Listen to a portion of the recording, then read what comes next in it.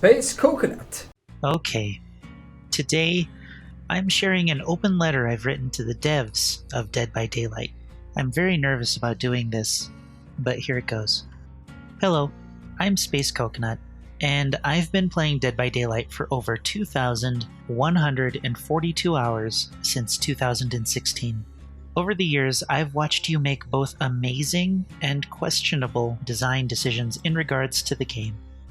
I and many other players have repeatedly and consistently expressed our concerns over various aspects of the game. We've seen many high-profile streamers leave the game in frustration over core issues that are never addressed in lieu of less important issues. For me personally, I've been watching, talking, and waiting for the core game mechanics to be balanced around higher skilled players, and frustrating mechanics to be reworked to make them less so. My friends list is full of people from Dead by Daylight, and today on the PTB, only one person was playing it. You drive people away from your game. I've made several videos on the various topics that are involved. I even provided evidence about why and how the biggest issues could be fixed, alongside suggestions on how to do so. I'm a nobody, so of course you may not even know who I am, let alone seen those videos, and that's fine. However, I'm writing directly to you to point out the benefit to fixing the core mechanics of the game, rather than focusing on superficial DLCs and ignoring the call for a balance shift from casual to more competitive players. This letter was written well before the archives and Battle Pass were made available on the player test build, so issues and suggestions regarding that will be saved for another video. Dead by Daylight is very difficult for new players to stay interested in. This is not just my opinion. The average player count has never gone over 25,000 players in the entire lifetime of the game according to the Steam charts. But there are a few moments in the history of the game where the peak player count rose to heights that should have boosted the average player count permanently, but failed to do so. This could be because of the barrier to entry and the quality of the current gameplay loop that make up many frustrating issues of the game. Most recently, on September 29th, the peak rose to 48,000 players. The Blood Hunt was most likely the cause for this rise in playership. There wasn't a free weekend during this time, so these players were most likely only interested in breaking through the long grind that they face in the game. On Sunday, September 22nd, the player count peaked at almost 47,000 players, double the monthly average. This can probably be attributed to the free weekend that was available alongside the release of the Stranger Things DLC, a very big license to be gained by the game. Many players were excited to get an influx of new players to the game, along with a new killer that many people had agreed was the most balanced killer we'd had in years.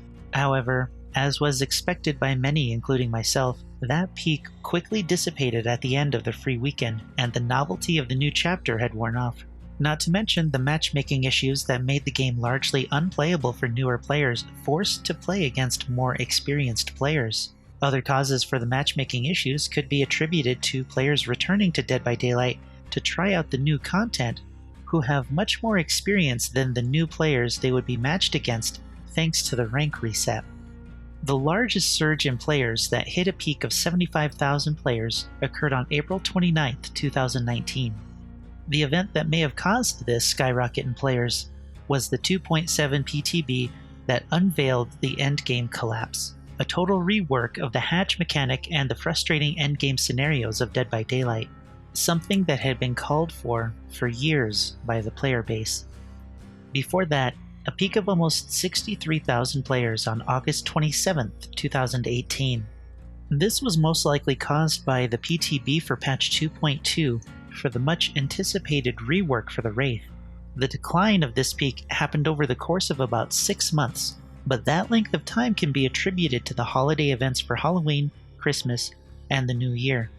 We can probably expect to see the same pattern happen for the next 6 months starting from now.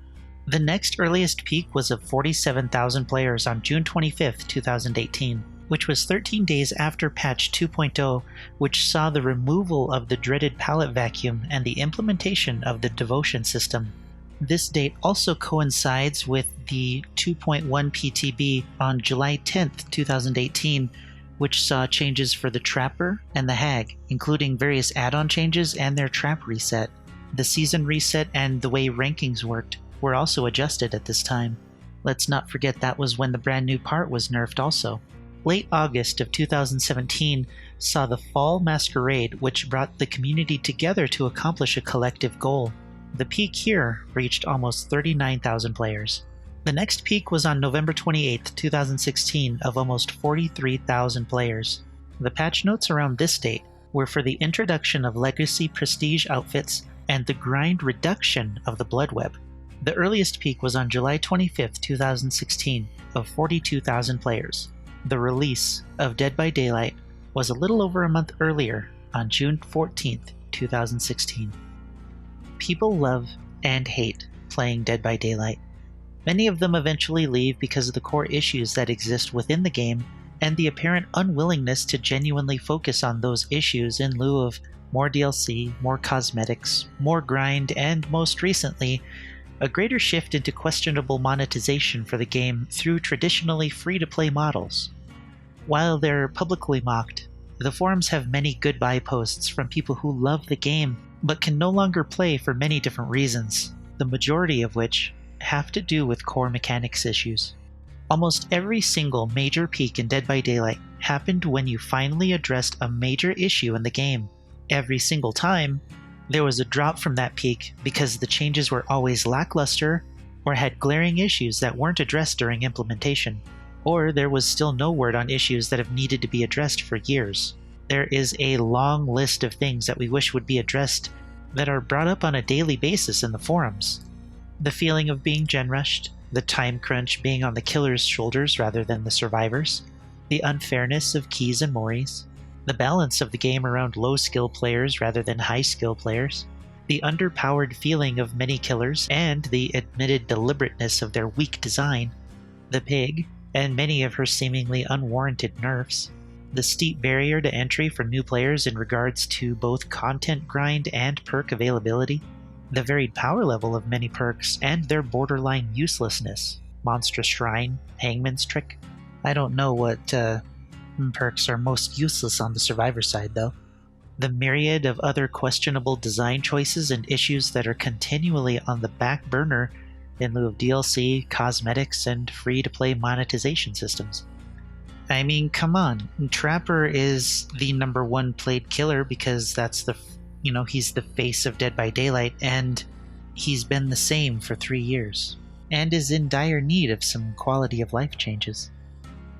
I encourage you to take note of these events and their implications for the overall health of the game and the solid player retention that it might secure for Dead by Daylight. Please, look to increase your focus towards fixing and balancing the core game. History shows that you'll find yourself swimming in a larger player base permanently, and maybe then, you'll earn back some of the goodwill you've lost over the years for various reasons. If you do it right, by listening to the players who have a deeper understanding of the game than you do, we, along with many new players, might stay and even buy something in your shop. I don't know if you'll watch this whole thing, or even listen to what I've brought up.